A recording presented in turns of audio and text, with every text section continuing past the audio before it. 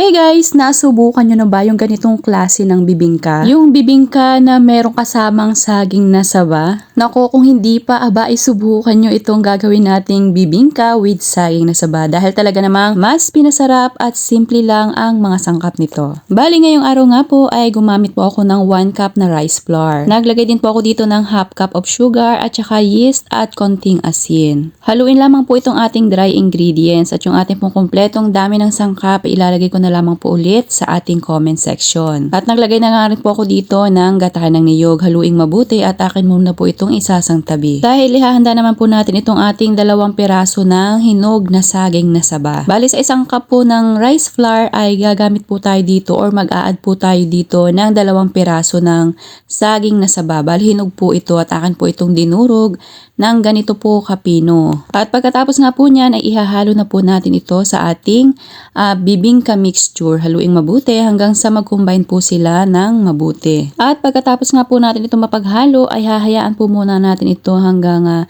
mga 30 minutes to 1 hour. So ayan, hayaan lamang po natin para naman mas lalong maging maganda po yung ating bibingka mixture. At pagkatapos nga po ng 30 minutes ay inalis ko na po dito yung plastic. At ito po ay hinalo-halo ko na lamang po ng bahagya. Kung mapapansin nyo po ay nag-foamy po itong ating bibingka mixture. So ayan, nag-ready na rin po ako nitong ating paglulutuan. Dahil wala po ako ngayon dahon ng saging ay itong parchment paper muna po ang aking ginamit at pinahidan ko po yan ng margarine. Lagyan lamang po natin ng bibingka mixture hanggang dun sa pinakang 3/4 na sukat ng ating paglulutuan. At akin na nga po itong lulutuin sa pinainit ko pong air fryer. Pwede nyo rin po itong lutuin sa oven at pwede rin po sa kawali. Bale ito po ay aking i-air fry sa loob ng 20 minutes sa 200 degrees Celsius. At ayan na, luto na po yung ating bibingka with saging na saba. O diba, napakadali. At nakaluto na nga tayo nitong ating first batch. So syempre, atin naman pong isusunod dito yung ating pangalawang batch. At syempre po, lulutuin din po natin yan sa loob ng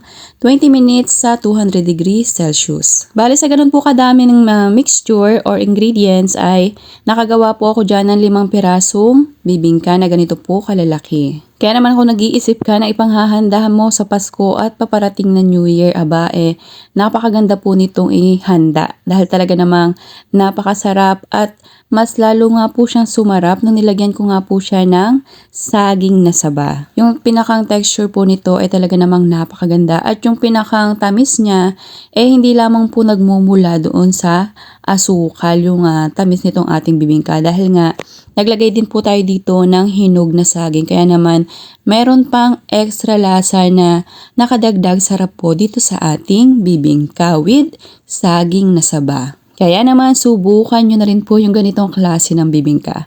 So sana nagustuhan mo ang aking recipe ngayong araw. Thank you for watching. Serve and enjoy!